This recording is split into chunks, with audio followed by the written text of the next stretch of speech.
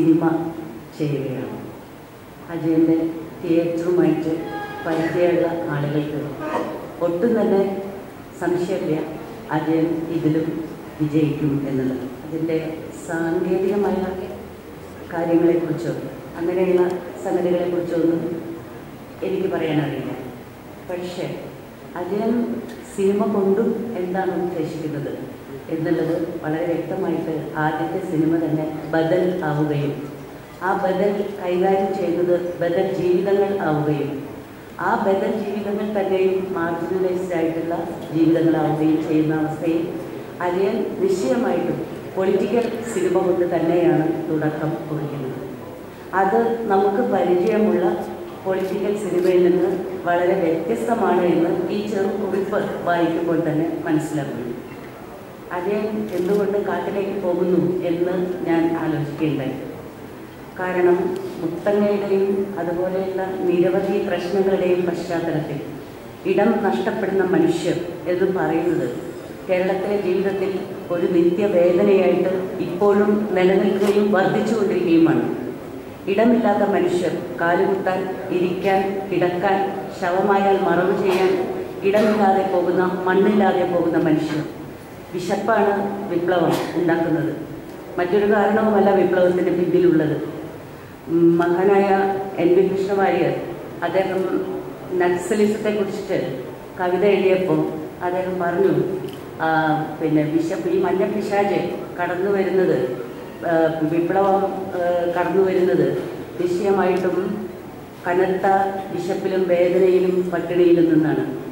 അതുണ്ടാകുമ്പോഴാണ് മനുഷ്യർ ജീവിതം മാറണം എന്ന് ആഗ്രഹിക്കുക. നമ്മൾ ഇന്ത്യ പുരോഗമിച്ചുവെന്നും വലിയ സാമ്പത്തിക ശക്തിയായി മാറിക്കൊണ്ടിരിക്കുകയാണെന്നും അഹംഭവിക്കുമ്പോൾ, അതല്ലെങ്കിൽ നമ്മുടെ വികസനം എന്ന് പറയുന്നത് മഹത്തായ ഒരു രാഷ്ട്ര നിർമ്മിതി ആണ് എന്ന് തെറ്റിദ്ധരിക്കപ്പെട്ടുകൊണ്ടിരിക്കുമ്പോൾ കൂടുതൽ കൂടുതൽ മനുഷ്യർ ജീവിതത്തിൽ നിന്ന് പകഞ്ഞ് മാറ്റി നിർത്തപ്പെടുന്ന ഒരു അവസ്ഥയിലൂടെയാണ് നമ്മൾ കടന്നു പോകുന്നത്. ആ മനുഷ്യരുടെ വേദന, ആ മനുഷ്യരുടെ ജീവിതത്തിൻ്റെ അവസ്ഥ മുഖ്യധാര സിനിമയിലോ മറ്റോ ഒക്കെ ചിത്രീകരിക്കുമ്പോൾ നിശ്ചയമായും വെള്ളം ചേർത്തുകൊണ്ടോ അല്ലെങ്കിൽ അങ്ങനെ കോംപ്രമൈസ് ചെയ്തുകൊണ്ടോ മാത്രമേ ചിത്രീകരിക്കപ്പെടാൻ സാധ്യതയുള്ളൂ എന്ന് നമുക്കറിയാം.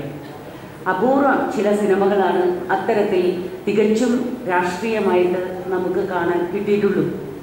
അങ്ങനെ ഉള്ളതിൽ തന്നെയും നമുക്കറിയാം എന്തുകൊണ്ട് ഇവിടെ കോംപ്രമൈസ് ചെയ്തു എന്ന ചോദ്യങ്ങൾ നമ്മൾ ചോദിക്കാറുണ്ട്. കോംപ്രമൈസ് ചെയ്യാതെ ഒരു പൊളിറ്റിക്കൽ സിനിമ എന്നുള്ളത് നമ്മുടെ പ്രതീക്ഷയാണ്. അതിനെ തികച്ചും ജനപക്ഷത്ത് അഥവാ മാർജിനലൈസ് ചെയ്യപ്പെട്ട ജനതയുടെ പക്ഷത്ത് നിന്നുകൊണ്ട് സിനിമാക്കാരനെ ജീവിതത്തെ കാണാൻ കഴിയണം. ക്യാമറയിലൂടെ അങ്ങനെ നോക്കുകയും വേണം. അങ്ങനെ കാണുന്ന ജീവിതങ്ങളുടെ ആവിഷ്കാരം എന്ന് പറയുന്നത് ഒരു രാഷ്ട്രീയ പ്രവർത്തനം ആണ്. അത്തരത്തിലുള്ള ഒരു രാഷ്ട്രീയ പ്രവർത്തനത്തിൻ്റെ സാധ്യത കേരളത്തിൻ്റെ ജീവിതത്തിൽ വളരെ വലുതും ആണ്.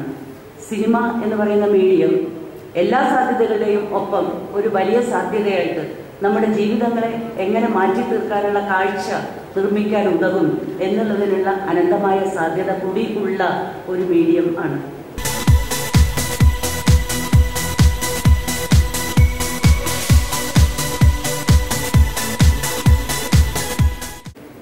വിശിഷ്ട വ്യക്തിത്വങ്ങളെ, എൻ്റെ പ്രിയപ്പെട്ട സഹോദരി സഹോദരന്മാരെ, അജയൻ വന്നങ്ങനെ എന്നോട് ഈ പടത്തിൽ അഭിനയിക്കണമെന്ന് പറഞ്ഞപ്പോൾ എനിക്ക് മുൻപ് അജയനുമായിട്ട് വലിയ പരിചയമൊന്നുമില്ല. അപ്പോൾ ഞാൻ സംസാരിച്ചു വന്നപ്പോൾ എനിക്ക് മനസ്സിലായി അദ്ദേഹം നാടകങ്ങൾ ഒരുപാട് ചെയ്തിട്ടുണ്ടോ. അത് ഞാൻ കണ്ടിട്ടില്ല, പക്ഷേ അദ്ദേഹത്തോട് ഞാൻ കേട്ടിട്ടുണ്ട്. ഈ കർമ്മോദ്ഘാടനം ചെയ്യണം എന്ന് പറഞ്ഞപ്പോൾ വളരെ സന്തോഷത്തോടു കൂടിയാണ് ഞാനത് ഏറ്റെടുത്തത്. കാരണം ചർച്ചകളിൽ മാത്രം ഒതുങ്ങിപ്പോകുന്നൊരു സംഭവമാണ് ഈ നല്ല സിനിമ എന്നുള്ളത്. നമ്മൾ ചർച്ചകളിൽ ഘോരം സംസാരിക്കുകയും അങ്ങനെ ഒരു നല്ല പടം തിയേറ്ററിൽ വരാൻ തിയേറ്ററുകാരും മുൻകൈ എടുക്കില്ല. അഥവാ വന്നാൽ തന്നെ ഒരു മുൻകൈ എടുത്ത് വന്നാൽ തന്നെ നമ്മളതിൽ കാണാനും മെനക്കെടാറില്ല. നാഷണൽ അവാർഡ് സമയത്ത് വെട്രിമാരൻ എന്ന് പറയുന്ന ഡയറക്ടർ എന്നോട് പറഞ്ഞു, ഇപ്പോൾ ഞാൻ ചോദിച്ചു അദ്ദേഹത്തിനോട്, അത് നന്നായിട്ട് പോയ പടമാണ് ധനുഷ് നായകനായ ചിത്രം, ആ ചിത്രം നാഷണൽ അവാർഡിന് ശേഷമായിരുന്നു അങ്ങനെ. അദ്ദേഹം പറഞ്ഞു അതിലും സൂപ്പറായിട്ട് ചെയ്യും, കാരണം തമിഴകത്തെ ജനങ്ങൾക്ക് കൂടുതൽ ആവേശമുണ്ടാവും. ഇത് ഞങ്ങളുടെ ഭാഷയിൽ നിന്നും ഇന്ത്യയിൽ ബെസ്റ്റ് ആക്ടറായി തിരഞ്ഞെടുക്കപ്പെട്ട ഒരു ചിത്രമാണ്. അതിൻ്റെ പേരിൽ തമിഴ് ഇപ്പോൾ കണ്ടതിൻ്റെ ഒരു ഇരട്ടി കൂടി കാണിച്ചാൽ ഉറപ്പാണ് പറഞ്ഞു. നിങ്ങളുടെ പടം ഉണ്ടായെന്ന് ചോദിച്ചു. ഞാൻ പറഞ്ഞു ഞാനായിരുന്നു അതിൻ്റെ ഡിസ്ട്രിബ്യൂട്ടർ. അത് എന്ന് തിയേറ്ററിൽ ഇറങ്ങി അന്ന് ആ തിയേറ്ററിൻ്റെ പരിസരത്തുള്ള ആളുകൾ വരെ അവിടെ നിന്ന് സ്ഥലം വെച്ചു പോയി. ഏകദേശം 10-25 ലക്ഷം, കാരണം ആ പടം ഇറങ്ങില്ലായിരുന്നു. അപ്പോൾ എൻ്റെ ഒരു ആഗ്രഹമായിരുന്നു ഞാൻ അഭിനയിച്ചൊരു പടം പുറത്തിറക്കുക, അത് ആളുകളെ കാണിക്കുക എന്നത് ആഗ്രഹമായിരുന്നു.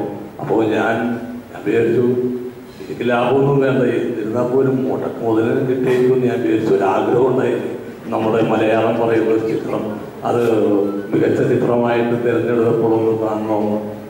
ഇപ്പോഴൊക്കെ അതിൻ്റെ കോഡ് വന്നിരുന്നത് എന്നെ വിളിച്ചിട്ട് ഹലോ വിചാരിച്ചു എന്തേ ആദാമിൻ്റെ മകൻ അപ്പോൾ നന്നായിരിക്കുന്നു. ഞാൻ പറഞ്ഞൊക്കെ കൊല്ലങ്ങളായി ഇറങ്ങിയിട്ട് ഇപ്പോഴാണ്, കാരണം CD വാങ്ങിച്ചിട്ട് കണ്ടിട്ടായി അഭിപ്രായം പറയുന്നത്.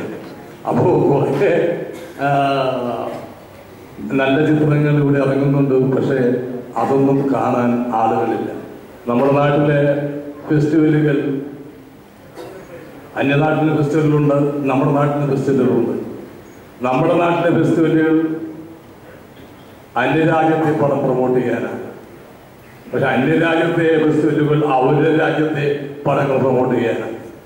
അവിടെയും രക്ഷയില്ല. അങ്ങനെ രക്ഷയില്ലാത്ത ഒരു വർഗമായി, ഒരു വിഭാഗമായിട്ട് ഏകദേശം മരിക്കാൻ കിടക്കുന്ന അവസ്ഥയാണ് ഈ നല്ല സിനിമ എന്ന് പറയുന്നത്. ഇപ്പോൾ ഓടുന്ന ചിത്രങ്ങളൊക്കെ നോക്കി അറിയാം. ഞാൻ ഉൾപ്പെടെയുള്ള ആളുകൾ ചെയ്തേക്കാണ് മലയാളികളുടെ നിലവാരം എന്താണെന്നുള്ളത്. കാരണം മലയാളികൾ ഈ ചർച്ചകളിലെല്ലാം വലിയ വലിയ സംഭവങ്ങൾ പറയുമെങ്കിലും വീട്ടിൽ പോയി കണ്ട സീരിയലൊക്കെ തന്നെ കാണുന്നത്. അതിൽ യാതൊരു സംശയമില്ല. ഒരു നല്ല സംഭവം, ഞാൻ ഇപ്പോൾ ഒരു പടം പ്രൊഡ്യൂസ് ചെയ്തു. അപ്പൊ എന്നോട് ചാനൽ റൈറ്റ്സിൽ നിന്നപ്പോൾ പലരും ചോദിച്ചു, ഞാനൊരു കൊലപാതകം ചെയ്തമാര് ഇതൊരു അവാർഡ് പടമല്ലല്ലോ. ഞാൻ പറഞ്ഞല്ല, ഇനി അവാർഡ് കിട്ടിക്കഴിഞ്ഞാൽ എന്നെ തല്ലരുത് നിങ്ങൾ, ഞാൻ പിടിച്ചേക്കൊരു നല്ല ചിത്രം ഇട്ടാണ്. അല്ല എന്നാലും ഇപ്പൊ ചോദിക്കണമല്ലോ, കാരണം ഇപ്പൊ സനികുമാറിന്റെ പടമൊക്കെ വെച്ചിട്ടുണ്ടെങ്കിൽ അവാർഡ് പടമെന്നൊരു തോന്നലുണ്ട്. ഞാൻ പറഞ്ഞു അങ്ങനത്തെ ഒരു ഫിലിം ഉണ്ടോ? അപ്പോൾ അത്തരത്തിൽ ഈ അവാർഡ് സിനിമ എന്ന് പറഞ്ഞിട്ട് അത് പണ്ടുകൊണ്ടായിരുന്നു.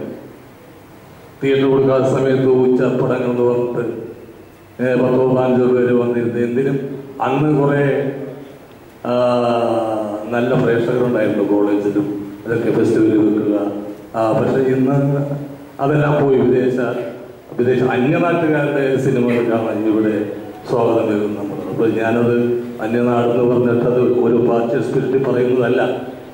നമ്മുടെ നാട്ടിൽ ഇപ്പോൾ തമിഴ് ഫിലിം ആണെങ്കിൽ നമ്മുടെ സൂപ്പർ സ്റ്റാറിനേക്കാൾ ഉപരി അവിടുത്തെ ഒരു സെക്കൻഡ് ക്ലാസ് സൂപ്പർ സ്റ്റാറിന്റെ പടം ഡിസ്ട്രിബ്യൂഷൻ എടുക്കാൻ ഇവിടെ ആളുകളുണ്ട്. നേരെ തിരിച്ചൊന്ന് ആലോചിച്ച് നോക്കി, 5 പൈസക്ക് അവരെടുക്കില്ല.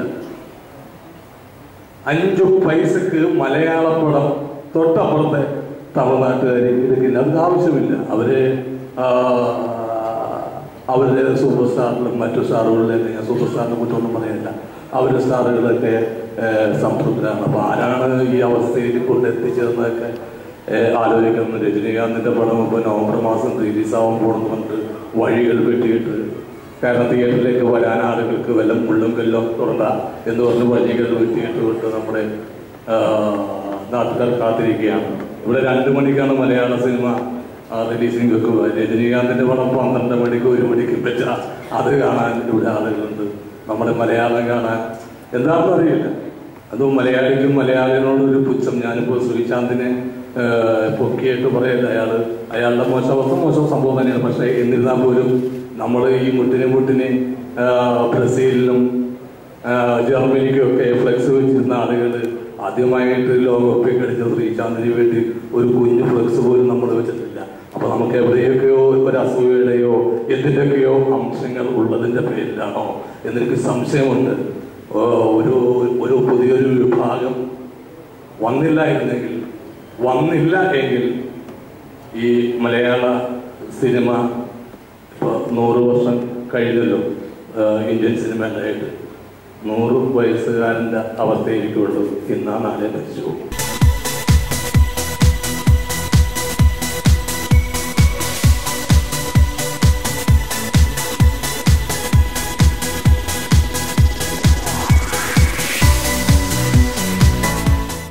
വളരെ ഇൻട്രസ്റ്റിംഗ് ആയൊരു കാലഘട്ടത്തിലാണ് അജയൻ ആദ്യത്തെ സിനിമ ചെയ്യാൻ തീരുമാനിച്ചത് എന്നാണ് എനിക്ക് തോന്നുന്നത്.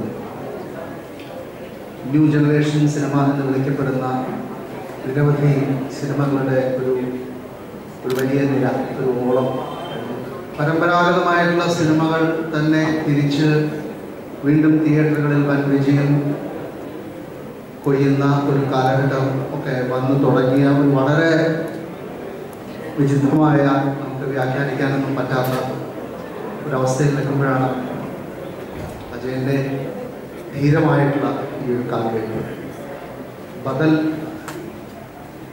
എന്നുള്ള ടൈറ്റിൽ എന്തുകൊണ്ടും ഉചിതമാണ്. ആ ഓരോ സിനിമയും ഒരു ബദൽ ശ്രമമായിട്ട് മുമ്പോട്ട് കൊണ്ടുപോകേണ്ട ഒരു കാലഘട്ടത്തിലാണ്. ശ്രീ സലീം കുമാർ പറഞ്ഞത് വലിയൊരു അളവിൽ ശരി തന്നെയാണ്. എൻ്റെ തന്നെ സിനിമാ ജീവിതത്തിലെ അനുഭവങ്ങൾ കൊണ്ട് മനസ്സിലാക്കിയ കാര്യങ്ങൾ തന്നെയാണ് അദ്ദേഹം പറഞ്ഞത്. എങ്കിൽ തന്നെയും ഇതുപോലെ ധീരമായിട്ടുള്ളൊരു ശ്രമം നടത്തുന്ന അജയനെ വാസ്തവം ഞാൻ അഭിനന്ദിക്കുകയും പ്രോത്സാഹിപ്പിക്കുകയും ചെയ്യാനാണ് കൂടുതൽ ആഗ്രഹിക്കുന്നത്. കാരണം ഇത്തരത്തിലുള്ള ശ്രമങ്ങൾ കൂടി ഉണ്ടായിട്ടില്ലെങ്കിൽ സലീം സൂചിപ്പിച്ചതുപോലെ തന്നെ ഇത് തികച്ചും മാർക്കറ്റിന് വിധേയമായിട്ടുള്ള ഒരു വിനോദ പാക്കേജുകളായി മാത്രം സിനിമകൾ മാറും. സിനിമ പോലെ ശക്തമായ ആനുകാലികമായ ഒരു മാധ്യമം അങ്ങനെ വെറുതെ മാർക്കറ്റിൻ്റെ ഒരു പാക്കേജസ് ഫോർ എൻ്റർടൈൻമെൻറ്റ് മാത്രമായി മാറുന്ന ഒരു ഘട്ടത്തിലേക്കുള്ള ഈ ഒരു അവസ്ഥയിൽ അജയനെ പോലുള്ള പുതിയ ഫിലിം മേക്കേഴ്സിൻ്റെ ശ്രമങ്ങൾ ധീരമായിട്ടുള്ള ശ്രമമാണ്, വളരെ ശ്ലാഘനീയമായിട്ടുള്ള കാര്യമാണ്.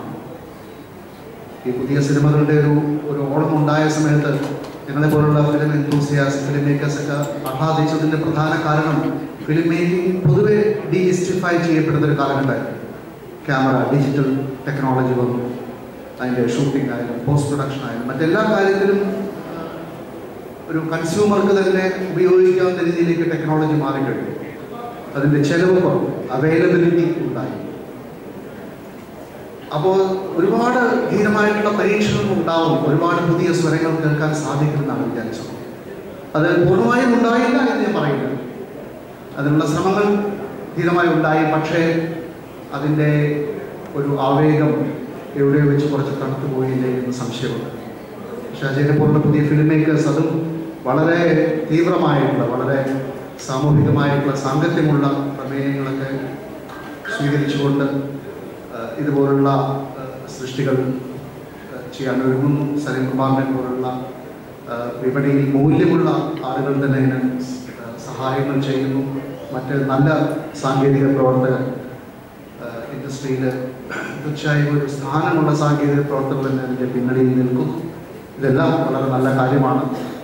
അജയൻ്റെ ഈ ശ്രമങ്ങൾ വിജയത്തിലെത്തട്ടെ എന്ന് ഞാൻ ആത്മാർത്ഥമായിട്ട് ആഗ്രഹിക്കുകയാണ്. എനിക്ക് അജയനെ പരിചയം ഒരു 6 മാസം മുന്നേ മത്സ്യഗന്ധി എന്ന് പറഞ്ഞുള്ള എൻ്റെ നാടകം ചെയ്യാൻ വേണ്ടി, സംവിധാനം ചെയ്യാൻ വേണ്ടി തരാമോ എന്ന് ചോദിച്ചപ്പോഴാണ്. അപ്പോൾ എനിക്ക് വളരെയധികം അത്ഭുതമായിരുന്നു. കാരണം ഞാൻ മത്സ്യഗന്ധി 2000 എഴുതിയ നാടകമാണ്. അത് ഞാൻ തന്നെ സംവിധാനം ചെയ്ത്, ഞാൻ തന്നെ അഭിനയിക്കുകയും ഇന്ത്യയിലും ഇന്ത്യക്ക് പുറത്തും അവതരിപ്പിക്കുകയും ചെയ്തിട്ടുള്ള നാടകമാണ്. പക്ഷെ അന്നൊന്നും തന്നെ കേരളത്തിലെ ചെറുപ്പക്കാരൊരിക്കലും മത്സ്യഗന്ധി ഒരു നാടകമായി പരിഗണിക്കുകയോ ആ നാടകം അവതരിപ്പിക്കാനുള്ള അവസരങ്ങൾ ലഭിക്കുകയോ ഒന്നും എനിക്ക് ചെയ്തില്ല. പിന്നെ ഞാൻ കുറേ കാലം കേരളത്തിന് പുറത്തായതുകൊണ്ട് എനിക്ക് അതിനുള്ള അവസരങ്ങളും ഉണ്ടായിട്ടില്ല. പക്ഷേ ഈ 6 മാസം മുന്നേ ഇത്രയൊരു ചെറുപ്പക്കാരൻ എന്നെ വിളിച്ചിട്ട് ഈ നാടകം ചെയ്യണം എന്ന് പറഞ്ഞപ്പോൾ എനിക്ക് വളരെ അത്ഭുതമുണ്ടായി. ഞാൻ അദ്ദേഹത്തിന് ഇതുവരെ കണ്ടിട്ടില്ല. ഞാൻ ആദ്യമായിട്ട് ഇന്നാണ് അദ്ദേഹത്തിനെ കാണുന്നത് തന്നെ. അപ്പം ഒരു പ്രത്യേക രീതിയിൽ തൻ്റെ മാധ്യമത്തിൻ്റെ അകത്ത് പ്രവർത്തിക്കുന്ന ഒരാളാണ് അജയൻ എന്ന് എനിക്കറിയാം. അതുകൊണ്ടാണ് ഞാനിവിടെ ഇന്ന് എത്തിയത്. കാരണം ഈ സിനിമയെ കുറിച്ചിട്ട് എനിക്ക് ഒരു ധാരണയില്ല. ഇങ്ങനെ ഒരു സിനിമ ചെയ്യുന്ന ഈ വിഷയമാണ് എന്നല്ലാതെ അതിൽ കൂടുതലൊന്നും എനിക്കറിയില്ല. സജ്ജജിയിൽ എന്തെങ്കിലും ഒന്ന് ചെയ്യണം, ഒരു ക്യാരക്ടർ ചെയ്യണം എന്ന് എൻ്റെ അടുത്ത് പറഞ്ഞിട്ടുണ്ട്. ഇത്രയാണ് എനിക്ക് ഈ സിനിമയെ കുറിച്ച് അറിയുന്നത്. പക്ഷേ ഈ വിഷയം എന്നെ സംബന്ധിച്ചിടത്തോളം നമ്മുടെ ഓരോരുത്തരും ജീവിതത്തിൽ വളരെയധികം ഇമ്പോർട്ടൻ്റ്, എന്നെ സംബന്ധിച്ചിടത്തോളം വളരെ ഇമ്പോർട്ടൻ്റ് ആണ്. കാരണം ഞാനിവിടെ നിൽക്കുന്നത് തീർച്ചയായിട്ടും പിന്നെ നാടക പ്രവർത്തകയോ അല്ലെങ്കിൽ ഈ ഇതിന് ശേഷം ചെയ്യാൻ പോകുന്ന നാടകത്തിൻ്റെ റൈറ്റർ എന്നുള്ള നിലയ്ക്കോ അല്ലെങ്കിൽ കുറച്ചും കൂടി പറയുവാണെങ്കിൽ ഒരു നടി എന്നുള്ളത്, സിനിമാ നടി എന്നുള്ള നിലയ്ക്ക്, അത് പുതുതായിട്ട് കിട്ടിയൊരു ഫീൽഡാണ് സിനിമാ നടി എന്നുള്ള നിലയ്ക്കൊക്കെ ആയിരിക്കും. പക്ഷേ യഥാർത്ഥത്തിൽ ഞാൻ ചെയ്യുന്ന ജോലി, അതായത് ഒരു മാസത്തിൽ ഒരു 20 ദിവസമെങ്കിലും ഞാൻ ചെയ്യുന്ന ജോലി എന്ന് പറയുന്നത് ഇന്ത്യയിലെ ഫോക്ക് ആൻഡ് ട്രൈബൽ ആർട്ട് ഫോംസിൻ്റെ ചുമതലക്കാരിയായിട്ടാണ്. അതിനെ എങ്ങനെ മുന്നോട്ട് കൊണ്ടുപോയി ഈ ആർട്ട് ഫോംസിനെ എങ്ങനെ സപ്പോർട്ട് ചെയ്യാം എന്നുള്ള ജോലിയാണ് ഞാൻ കേന്ദ്ര സംഗീത അക്കാദമിയിൽ ചെയ്യുന്നത്. അപ്പോൾ അതുകൊണ്ട് തന്നെ ട്രൈബൽ ഏരിയയിൽ ഇന്ത്യയുടെ പലയിടങ്ങളിലും പോകാനുള്ള അവസരം എനിക്ക് ഉണ്ടായിട്ടുണ്ട്. ഒരു ചെറിയൊരു ഉദാഹരണം പറഞ്ഞ് ഞാൻ അവസാനിപ്പിക്കാം. ഈ വിഷയം വളരെ കോംപ്ലക്സ് ആയിട്ടുള്ള ഒരു വിഷയമാണ്. അത് ആ ഒരു കോംപ്ലക്സിറ്റി സിനിമയ്ക്ക് അകത്ത് കൊണ്ടുവരാൻ വേണ്ടിയിട്ട് അജയന് സാധിക്കട്ടെ എന്നുള്ളത് മാത്രമാണ് യഥാർത്ഥത്തിൽ എൻ്റെ പ്രാർത്ഥന. കാരണം ജാർഖണ്ഡിലെ ഒരു ട്രൈബൽ വില്ലേജിൽ ഞാൻ പോയ സമയത്ത് കണ്ടിട്ടുള്ള ഒരു കാര്യം, നമ്മുടെ ട്രൈബൽ വില്ലേജിനെ കുറിച്ച് ആലോചിക്കുമ്പോൾ എല്ലാ കാര്യങ്ങളും ആ വില്ലേജിൻ്റെ അകത്തുണ്ട്. നമ്മൾ സിനിമയിലൊക്കെ കാണുന്നത് പോലെയുള്ള ഒരു പക്ക ട്രൈബൽ വില്ലേജ് ആയിരുന്നു ഞാൻ പോയിട്ടുണ്ടായിരുന്നത്. അപ്പം ആ ട്രൈബൽ വില്ലേജ് പോയപ്പോൾ നമ്മൾ പ്രതീക്ഷിക്കുന്നത് ഒരലും മുറവും അങ്ങനെയുള്ള കുറേ നല്ല ഭംഗിയുള്ള സാധനങ്ങൾ, അവിടെ പ്രത്യേകിച്ച് അവിടെയുള്ള ഇത്തരം കാര്യങ്ങൾ കാണാൻ നല്ല ഭംഗിയാണ്, നല്ല രസത്തിൽ ചുമരുകളിലൊക്കെ ചിത്രം വരച്ചിട്ടുണ്ടാവും, ഇതെല്ലാം ഉണ്ട്. പക്ഷെ അതിനോടൊപ്പം തന്നെ ഒരു കെട്ട് DVD-കൾ, പിന്നെ CD-കൾ അവരുടെ വീട്ടിലുണ്ട്, അവരുടെ വീട്ടിൽ വെച്ചിട്ടുണ്ട്. ഒരു ടെലിവിഷനുണ്ട്, ഒരു CD പ്ലെയറുണ്ട്. അപ്പം ഞാൻ ചോദിച്ചു, നിങ്ങൾ എന്താണ് കാണുന്നത്, ഈ ഇതിൽ എന്താണ് നിങ്ങൾ കാണുന്നത്?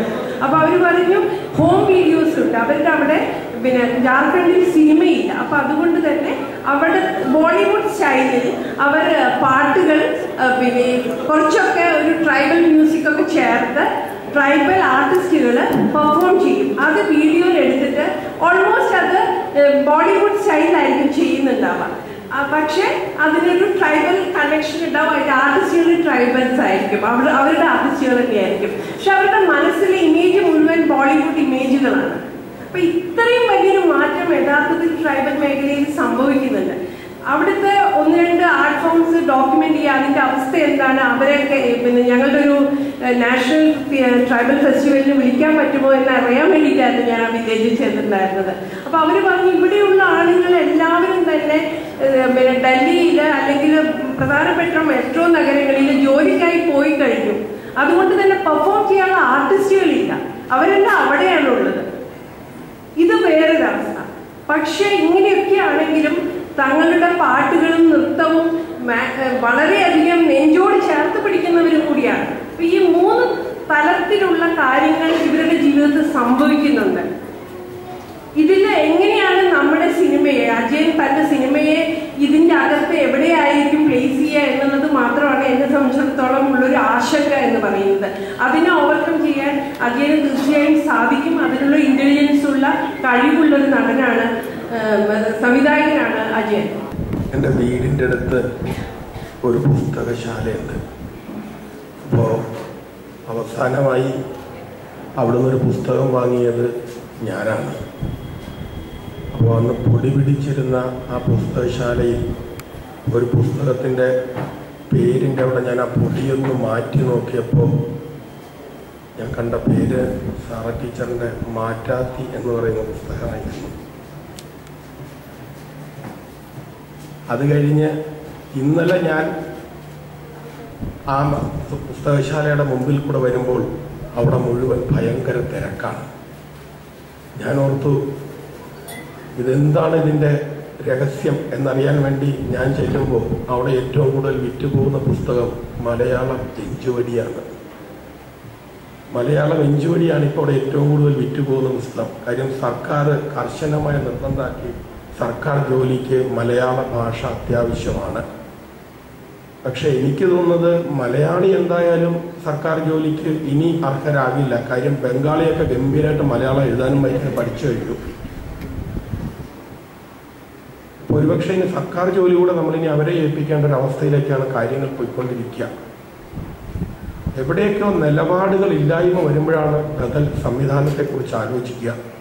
ഒരുപക്ഷെ അജയൻ ഒരുപാട് കാലങ്ങൾക്ക് മുമ്പേ ഇത് തിരിച്ചറിഞ്ഞിരുന്നു. അന്നു മുതൽ ഒരു ബദൽ സംവിധാനത്തിന് അദ്ദേഹം രൂപം നൽകിയിരുന്നു. ഒരു കാഴ്ചയുടെ ആദ്യ രൂപം കാണുന്നത് കലാകാരനാണ്, ആ കാഴ്ചയുടെ അവസാന രൂപം കാണുന്നത് നിങ്ങളാണ്. കാറൽ മാർക്സിന്റെ ഒരു വാചകമാണ് എന്നെ ഏറ്റവും കൂടുതൽ സ്വാധീനിച്ചത്, കലാകാരൻ മുമ്പേ ആസ്വാദകൻ പിമ്പേ. പക്ഷെ നമ്മൾ ഒരുപാട് പിന്നിലായിപ്പോയോ എന്നൊരു സംശയം എനിക്കിപ്പോഴില്ലാതില്ല. സർഗശേഷിക്കും സർഗബോധത്തിനുമൊക്കെ TV തുറക്കുമ്പോൾ ഇപ്പൊ സജിത് ചേച്ചിയൊക്കെ ഒരു ഇന്റർവ്യൂ നടക്കുന്ന സമയത്ത് അത് കാണുമ്പോൾ ഒരു വല്ലാത്ത ഒരു തുടക്കം, ഒരു വെളിച്ചം, എവിടെ ഒരു പച്ചപ്പ് നമുക്ക് ഫീൽ ചെയ്ത് തുടങ്ങി. സിനിമാ നടനായാലും സിനിമാ നടിയായാലും TV തുറന്നാൽ അല്ലെങ്കിൽ ഒരു ഇന്റർവ്യൂ നടത്തിയാൽ 1000 വിഡ്ഢിത്തരമേ പറയാവൂ എന്നൊരു നിഷ്കർഷയുള്ള പോലെ എനിക്കിപ്പോൾ തോന്നാറുണ്ട്.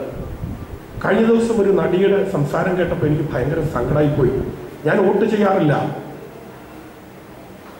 സംസ്ഥാന അവാർഡ് കിട്ടിയ നടിയാണ്. ആ നടി പറയുന്നത് ഒരു വലിയ ഇന്റർവ്യൂവിൽ വലിയൊരു ചാനലിനെ നോക്കി അവർ പറയുന്നത് ഞാൻ വോട്ട് ചെയ്യാറില്ല. എന്തിന്?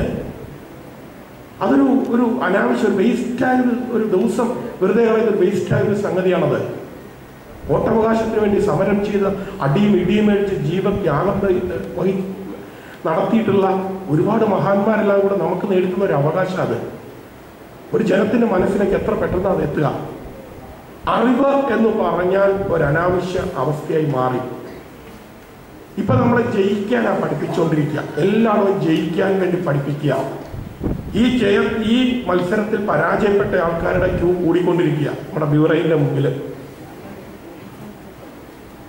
ആ സമയത്താണ് ബദൽ സംവിധാനത്തെ കുറിച്ച് ആലോചിക്കുക. അജയൻ ഒരുപാട് സാധ്യതകളുണ്ട്. കാര്യം നമ്മൾ എപ്പോഴും ഏകാധിപത്യത്തെ ഭയങ്കരമായി ഇഷ്ടപ്പെടുന്നു. ഇത്രയും കാലവും ഈ റോഡ് ഉണ്ടായിരുന്നു, ഈ വാഹനങ്ങൾ ഉണ്ടായിരുന്നു, എല്ലാം ഉണ്ടായിരുന്നു. അവസാനം ഋഷിരാജ് സിംഗ് എന്ന് പറയുന്ന ഒരു ഏകാധിപത്യത്തിന് കീഴിലാണ് മനുഷ്യൻ വളരെ അച്ചടക്കത്തോടെ ഇവിടെ പോയിക്കൊണ്ടിരിക്കുക. അത് കൂടാതെ പുതിയൊരു തലമുറ വാഹനം ലൈസൻസ് എടുത്ത് വരുന്നു. അവർ വളരെ മനോഹരമായി ഇതിന്റെ കാര്യകാരണ സഹിതങ്ങൾ പഠിച്ച് ബോധവാന്മാരെ അവർ ലൈസൻസ് എടുക്കുന്നു. അവൻ സ്കൂട്ടർ സ്റ്റാർട്ട് ചെയ്താൽ ഉടൻ ഹെൽമെറ്റ് എടുത്ത് വയ്ക്കുന്നു, കാർ സ്റ്റാർട്ട് ചെയ്താൽ ഉടൻ സീറ്റ് ബെൽറ്റ് ഇടുന്നു. അപ്പോൾ എനിക്ക് അജയനോട് പറയുവാനുള്ളത്, ഒരു പക്ഷേ ഈ സിനിമയൊന്നും ഒരു കാരണവശാലും തിയേറ്ററുകാർ പ്രൊമോട്ട് ചെയ്യില്ല. ആണവ കരാറിനെതിരെ ഒരു സിനിമ അനൂപ് ചന്ദ്രൻ പ്രൊഡ്യൂസ് ചെയ്തു. അനൂപ് ചന്ദ്രൻ വലിയ സമ്പന്നമൊന്നുമല്ല എന്ന് സിനിമാ ലോകത്ത് എല്ലാവർക്കും അറിയാം.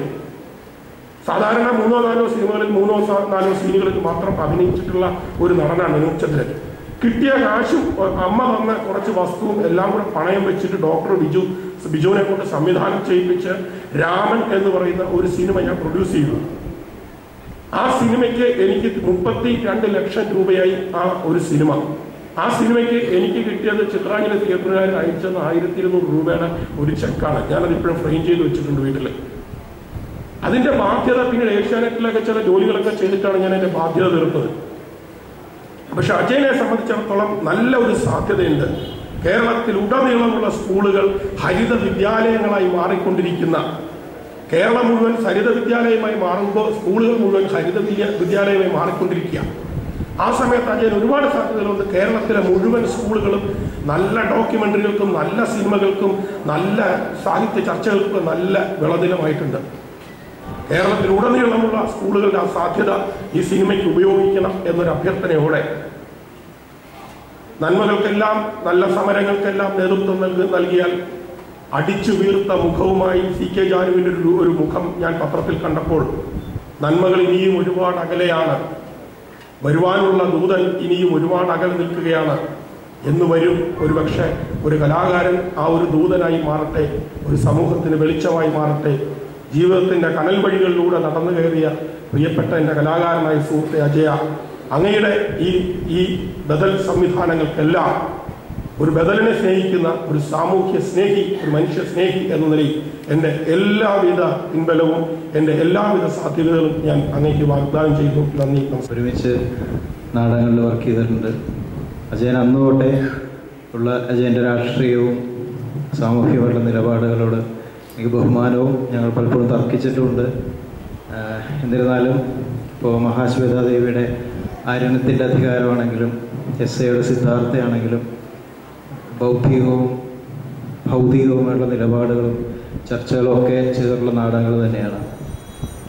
തർക്കങ്ങളും ഒക്കെ ഉണ്ടെങ്കിൽ പോലും ശക്തമായിട്ടുള്ള മാറാത്ത നിലപാടുകൾ ആണ് അജയനെ എൻ്റെ പ്രിയപ്പെട്ടവനാക്കുന്നത്. അതിൻ്റെ ഭാഗം തന്നെയാണ് ഈ സിനിമയും. അതിനോടൊപ്പം ഞാനും നിൽക്കുന്നു എന്ന് അജയനോടും ബാക്കിയുള്ളവരോടും പറയുന്നു. എല്ലാവർക്കും എൻ്റെ നമസ്കാരം. വളരെയധികം സന്തോഷമുണ്ട് എനിക്കിവിടെ നിൽക്കുമ്പോൾ. ബിക്കോസ് ഞാൻ ഒരു കണ്ണാടിയുടെ മുന്നിൽ പോലും അഭിനയിച്ച് നോക്കിയിട്ടില്ലാത്ത ഒരാളായിരുന്നു. എന്നെ +2 പഠിക്കുമ്പോൾ ഒരു ശക്തമായ കഥാപാത്രം തന്ന് എനിക്ക് അഭിനയിക്കാൻ അറിയാമെന്ന് എന്നെ തന്നെ ബോധ്യപ്പെടുത്തിയ ഒരു വ്യക്തിയാണ് അജയൻ ചേട്ടൻ. അന്നാണ് ഞാൻ തന്നെ അറിയുന്നത് എനിക്ക് അഭിനയിക്കാൻ പറ്റുമെന്ന്. അങ്ങനെ ലിജോ ആമേനിലേക്ക് എന്നെ വിളിക്കുമ്പോൾ ധൈര്യസമേതം ഓക്കെ ഞാൻ ചെയ്യാം എന്ന് പറയാനായിട്ടുള്ള ധൈര്യം എനിക്ക് തന്നത് അജയൻ ചേട്ടനാണ്. അന്ന് ഞാൻ +2 പഠിക്കുമ്പോൾ ഏകദേശം ഒരു 10-12 വർഷം മുമ്പ് അന്നും ഞാൻ സിനിമ ചെയ്യാൻ പോവുകയാണ്, എനിക്ക് സിനിമ ചെയ്യണം, സിനിമയാണ് എൻ്റെ ജീവിതം എന്ന് പറഞ്ഞു നടന്നിരുന്ന ആളാണ് അജയൻ ചേട്ടൻ. ഇപ്പോൾ ഓരോ കുട്ടികൾ എന്നെ കാണാൻ വരുമ്പോൾ എൻജിനീയറിങ്ങിനൊക്കെ പഠിക്കുന്നവരും ജോലി ചെയ്തുകൊണ്ടിരിക്കുന്നവർ ജോലിയൊക്കെ കളഞ്ഞ് സിനിമ ചെയ്യണമെന്നും പറഞ്ഞ് വരുമ്പോൾ ഞാൻ ആലോചിക്കാറുണ്ട് ഇവർക്ക് ഭ്രാന്താണോ എന്ന് ഞാൻ വിചാരിക്കും. പക്ഷെ അന്നേ ഇതിനോട് വളരെയധികം ഭ്രാന്തുള്ള ഒരാളായിരുന്നു അജയൻ ചേട്ടൻ. എനിക്ക് സിനിമ എന്ന് മാത്രം മനസ്സിലുണ്ടായിരുന്ന ഒരു വ്യക്തിയാണ് അജയൻ ചേട്ടൻ. അപ്പോൾ എല്ലാവരും വിചാരിക്കും ഞാൻ എന്തുകൊണ്ട് ഈ സിനിമ പ്രൊഡ്യൂസ് ചെയ്തില്ല എന്നുള്ളത്. എൻ്റെ അടുത്ത് വന്നതാണ് സിനിമ, ഞാൻ ഇതിൻ്റെ മുഴുവൻ കഥയും കേട്ടതാണ്. പക്ഷെ എനിക്ക് ചെയ്യാൻ പറ്റിയില്ല. അതിന് കാരണങ്ങളുണ്ട്. ഞാൻ ആദ്യം ചെയ്ത സിനിമ ഫ്രൈഡേ ആണ്. ഫ്രൈഡേയിൽ ഫഹദ് ഫാസിൽ 22 ഫീമെയിൽ കോട്ടയും ഡയമണ്ട് നെക്ലേസും ഒക്കെ ചെയ്യുന്നതിന് മുമ്പ് കമ്മിറ്റ് ചെയ്തൊരു സിനിമയാണ്. ഫ്രൈഡേ ചെയ്തു.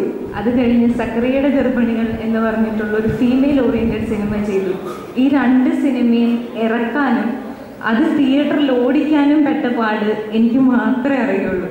കാരണം ഒരു സൂപ്പർ സ്റ്റാറുകളുടെയും തട്ടുപൊളിപ്പൻ സിനിമകളുമാണ് എല്ലാവർക്കും വേണ്ടത്. തിയേറ്ററുകാർക്കാണെങ്കിലും ഇപ്പോൾ എനിക്ക് തോന്നുന്നു പ്രേക്ഷകർക്കാണെങ്കിലും ഏറ്റവും കൂടുതൽ ആൾക്കാർ കാണാൻ പോകുന്നതും അങ്ങനത്തെ സിനിമകൾ, നല്ല സിനിമകളെ വർഷങ്ങൾക്ക് ശേഷം മാത്രം അഭിനന്ദിക്കുന്ന ആൾക്കാരാണെന്ന് തോന്നുന്നു മലയാളികൾ. അപ്പം ഞാൻ തീരുമാനിച്ചു ഇനി കുറച്ച് വലിയ ആൾക്കാരുടെ സിനിമ, വലിയ നടന്മാരെ വെച്ചിട്ടുള്ള സിനിമ തന്നെ എടുക്കാമെന്ന് വെച്ചു. ആദ്യം ചോരത്തിളപ്പിൻ്റെ പുറത്ത് എല്ലാവരും നല്ല സിനിമകൾ എടുക്കണമെന്നൊക്കെ വിചാരിക്കും. അങ്ങനെ 1-2 സിനിമകൾ എടുത്തു. ഇപ്പോൾ Philips and the monkey pen എന്ന് പറഞ്ഞിട്ടൊരു സിനിമ ഞാൻ ചെയ്തു. ഒക്ടോബർ 25 റിലീസ് ചെയ്യാനിരുന്ന പടമാണ്. അതിൽ ജയസൂര്യയും രമ്യ നമ്പീഷനും ഒക്കെ ചെയ്തിട്ടുള്ളൊരു സിനിമയാണ്. പക്ഷേ എനിക്ക് ഇറക്കാൻ പറ്റിയില്ല. കാരണം തമിഴ് സിനിമ വന്നു കഴിഞ്ഞാൽ ഒരാഴ്ചക്കകം തന്നെ തിയേറ്ററിൽ നിന്ന് അത് എടുത്തു മാറ്റും എന്ന് പറഞ്ഞു, എത്ര നല്ല സിനിമയാണെങ്കിൽ പോലും. അപ്പം നമുക്കൊരു ഗ്യാരണ്ടി ഇല്ല. ഒരു സിനിമ ചെയ്യാനായിട്ട് ഡയറക്ടറിന് ഒരു പ്രശ്നവും വരില്ല. പക്ഷെ ഒരു പ്രൊഡ്യൂസറിനെ സംബന്ധിച്ചിടത്തോളം ഒരു സിനിമ അവരുടെ ലൈഫാണ്. എന്നെ പോലുള്ള പ്രൊഡ്യൂസേഴ്സിന് ഒരു സിനിമ തകർന്നു പോയാൽ പിന്നീട് ഒരു നല്ല സിനിമ ചെയ്യാനായിട്ടുള്ള ഒരു അവസരമാണ് നഷ്ടപ്പെടുന്നത്. സോ ഞാൻ അടുത്തത് ചെയ്യാൻ പോകുന്നത് ഒരു മോഹൻലാൽ സിനിമയാണ്. അതുകൊണ്ട് കുറച്ച് കാശുണ്ടാക്കിയതിന് ശേഷം നല്ല സിനിമകൾ ചെയ്യാമെന്നാണ് ഇപ്പോൾ തൽക്കാലം വിചാരിച്ചേക്കുന്നത്. എന്തായാലും വലിയൊരു വിപ്ലവകാരിയായ അജയൻ ചേട്ടൻ്റെ സിനിമ മലയാള സിനിമയിൽ ഒരു വിപ്ലവം തന്നെ ആയിരിക്കട്ടെ എന്ന് ആശംസിക്കുന്നു. Thank you so much. ഞാൻ നാളിതുവരെ എൻ്റെ നാടകങ്ങളിലൂടെ എനിക്ക് പറഞ്ഞു പോന്നിട്ടുള്ള രാഷ്ട്രീയ നിലപാടുകൾ, അതിൻ്റെ വെളിപ്പെടുത്തലുകൾ, അതിൻ്റെ തുടർച്ച തന്നെയാണ് ബദൽ. എനിക്ക് തോന്നുന്നു ഒരു ടെക്നീഷ്യൻ എന്ന നിലയിൽ മാത്രമല്ലാതെ ഒരു ക്രിയേറ്റർ എന്ന നിലയിൽ, ഒരു ക്രിയേറ്ററുടെ ആക്ടിവിസം എന്ന നിലയിലുമാണ് ഞാൻ നാളിതുവരെയുള്ള കലാപ്രവർത്തനങ്ങളുടെ സജീവമായി മുന്നോട്ട്. പേഴ്സണലായ രാഷ്ട്രീയത്തിൻ്റെയും ആത്മവേദനയുടെയും പുറന്തള്ളപ്പെട്ടു പോയ ഒരു ജനതയുടെ ഭാഗമെന്ന നിലയിൽ തന്നെയാണ് നാളിതുവരെയുള്ള ഓരോ കലാപ്രവർത്തനങ്ങളും ഞാൻ സംഘടിപ്പിച്ചിട്ടുണ്ട്. ബദലും അതിൻ്റെ സത്യസന്ധമായ തുടർച്ച തന്നെ. സത്യത്തിൽ ഈ സിനിമയുടെ സാധ്യതയ്ക്ക് വേണ്ടി ഞാൻ പല സുഹൃത്തുക്കളെയും വളരെയുമൊക്കെ കണ്ടിരുന്നു. ആ യാത്രയുടെ വളരെ ശുഭാപ്തി വിശ്വാസത്തിൽ നിൽക്കുന്ന ഒരു ദിവസം കൂടിയാണ്.